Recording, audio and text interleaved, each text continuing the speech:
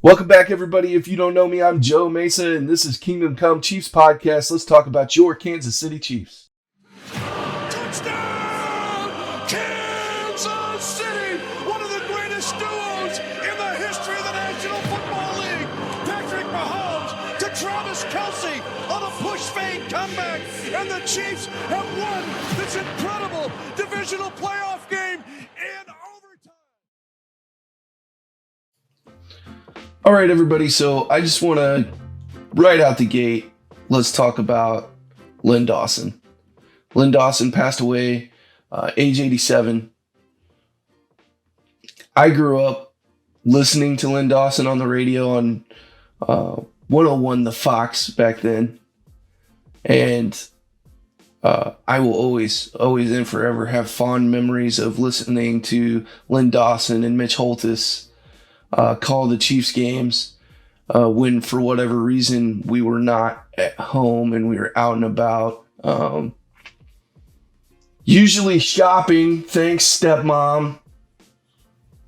We were supposed to be at home watching the game. Not happy still. Shopping is not for Sundays. Love you. But there were times when I was a kid where we'd get caught out somewhere doing something, usually something that I didn't want to be doing because I wanted to be at home. I was a homebody when I was a kid. But we'd get caught out and listening to Mitch Holthus and Len Dawson, was enjoyable. The two of them as a team would always paint a mental picture for me. It was those two guys were a part of the reason why I fell in love with football for sure. And when I really started getting big into football, it was very important to me that I would be able to catch the game because, it wasn't like it is today. You couldn't go home and, oh, well, it's recorded. If you missed the game, you missed the game. Which makes me even madder about going shopping. Anyway, you didn't have DVRs and stuff. I guess you could throw a VHS in and set your VHS to record at a certain time and all that. But for the most part, most people just, tune into the radio if they had something to do, and you could listen to the game on there. And Len Dawson always provided such insight to the game, and he was a bridge to the game for me, to modern times, modern football, back to his era of football when the NFL was in its infancy. And it was really interesting to see that the game changes, but it stays the same. And Len Dawson, right up to his later years of broadcasting, he broadcasted for 33 years, had a very in-depth understanding of the game. Just because things changed, just because they passed more, just because they were out of shotgun instead of under center, it didn't change Len's understanding of the game. And that always amazed me. I understood at a very young age that Len Dawson had a brilliant football mind. I'm not sure why he chose broadcasting instead of coaching, because I'm quite sure that he had the mind and the intellect to coach. I'm glad that he made the choice that he made, because he certainly impacted many of our fans as a broadcaster. I always loved watching Len Dawson. And then, when he was on HBO sometimes, Len Dawson's a big deal. And needless to say that every Hall of Famer is a big deal. But Len Dawson was just an absolutely big deal. And I'm reading an article right now on ESPN. And I don't actually see the author's name on here. I like to always credit the author. But on this particular article, I just can't see the author's name. It is on ESPN. And they have some interesting quotes on here. So this one, I really like this one. Len Dawson is synonymous with the Kansas City Chiefs. Len Dawson embraced and came to embody Kansas City and the people that call it home. You would be hard-pressed to find a player who had a bigger impact in shaping the organization as we know it today than Len Dawson did. And that was Clark Hunt. He said he admired Len Dawson his entire life. He was first a Hall of Fame player on the field, and later he transitioned into a successful broadcast career. Throughout his remarkable career, Len made it a priority to give back to the community that it loved. The franchise has lost a true legend. Our thoughts and prayers go out to Linda and his family. For sure, man. So, Len Dawson played pro football for 19 seasons. He started out with the Steelers and the Browns for the first 5 years of his career.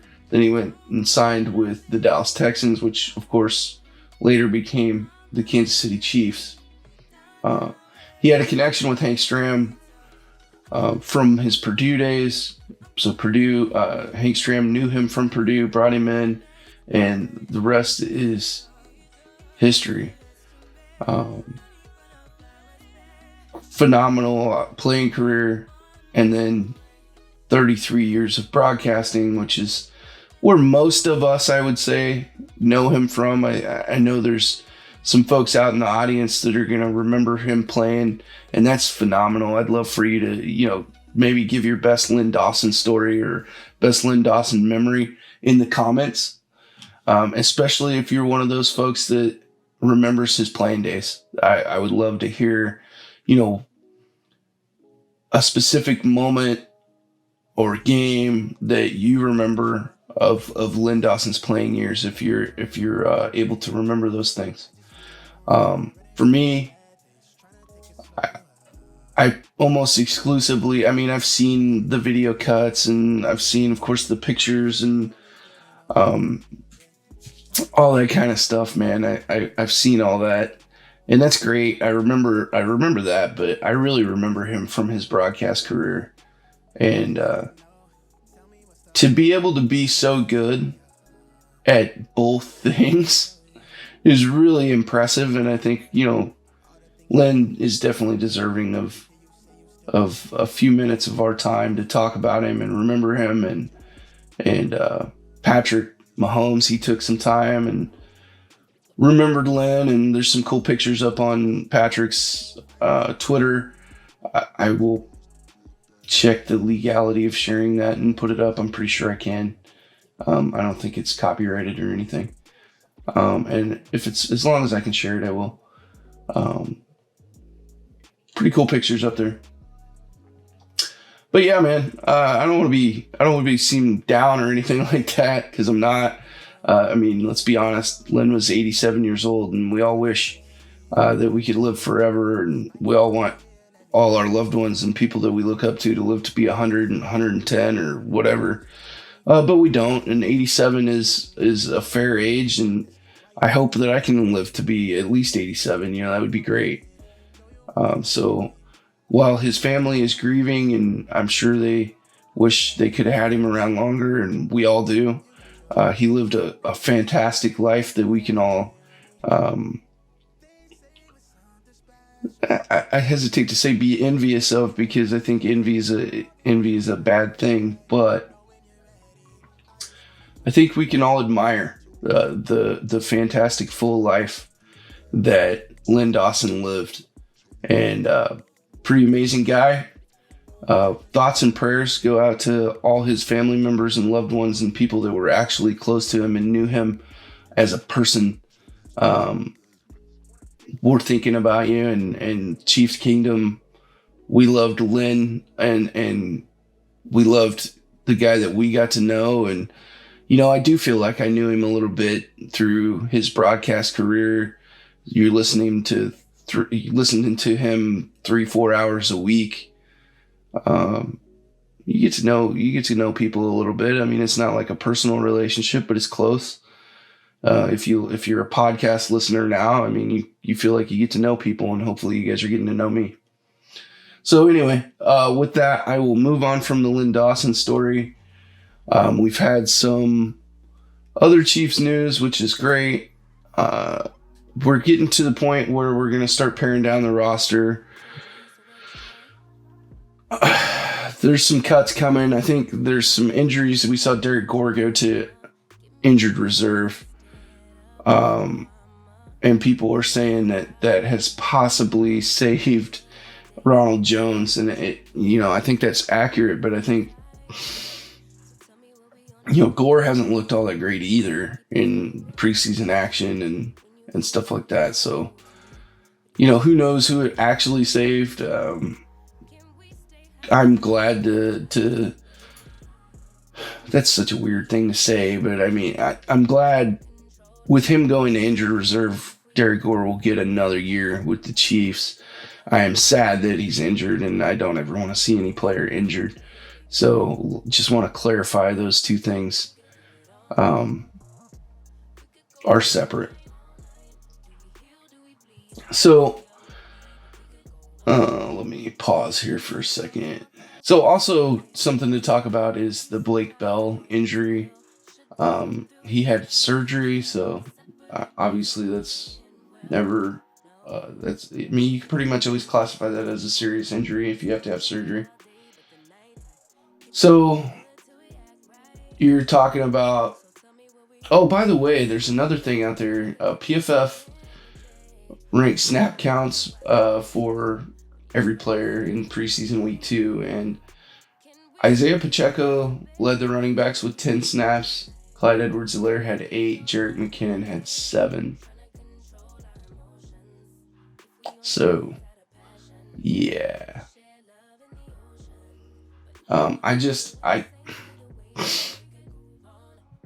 not going to take a swipe at anybody because that's not how it's intended, but I know there's guys out there that are saying, oh, calm down. The Isaiah Pachecko thing is a hype machine and we're hyping him up. And to some extent, I agree with what they're saying. I understand what they're saying. You got to take a deep breath because we don't know what Isaiah Pachecko is going to turn into. He might be the next starting running back for the Kansas City Chiefs. He might just be a really nice change of pace back and a nice piece to add to the roster. But make no mistake, Isaiah Pachecko is going to make an impact on this roster. He is not, in my opinion, overhyped. I think the only way you could say that he's overhyped is if you're sitting there saying that Isaiah Pachecko is the next all-pro running back from the Kansas City Chiefs. Nobody, to my knowledge, has said that. What I hear is people saying, damn, he looks good. Damn, he's talented. He's a good running back. He's better than CEH, which he is. He's better than CEH. He just is. I get it. Not wanting to overhype things and wanting to be on the cautious side. But, I think being on the cautious side sometimes is taken to an extreme. And I hear some guys like trying to be too cautious. I don't want to insult anybody. It's not my intention. Just, it's okay to be excited about somebody. It's okay to trust your eyes and say, yeah, that guy's good. And from everything I've seen on the field, at training camp, everything tells me that he's at least better than CEH. That's all I'm saying. Am I saying he'll be an all-pro? No. Do I think he could be? It's possible. He has the tools. He has the size and the speed that I like. I think his eyes need to improve. Meaning not his actual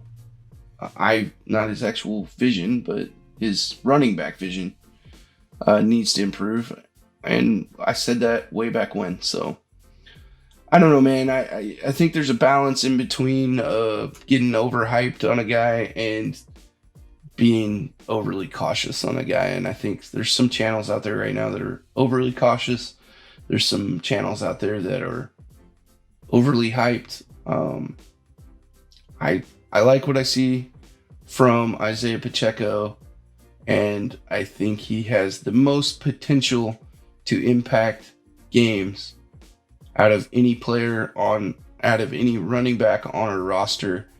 And Jerick McKinnon's probably my number 2 guy on that. The only problem with Jerick McKinnon is he can't stay healthy, and he's on the smaller side, but the dude makes plays. We saw that in the playoffs, so excited to see him hopefully stay healthy this year.